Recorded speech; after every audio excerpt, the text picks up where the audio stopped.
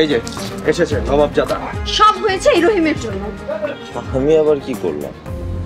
কি করেছিস মানে? তুই জানিস না? না তোর কারণে আম্মা আমাদেরকে বাড়ি থেকে বের করে দিয়েছে। কি?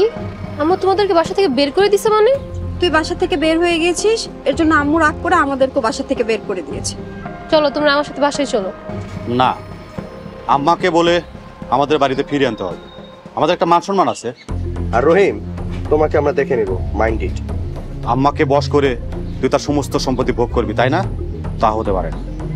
তুই বুঝবি আমরা কি জিনিস। দেখেন, এইসব সম্পূর্ণ আপনাদের ভুল ধারণা। থাক থাক, আর ভালো শাস্তি হবে না।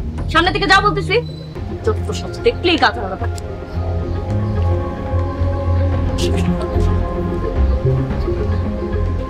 আপু, আমরা এখন কোথায় থাকবো?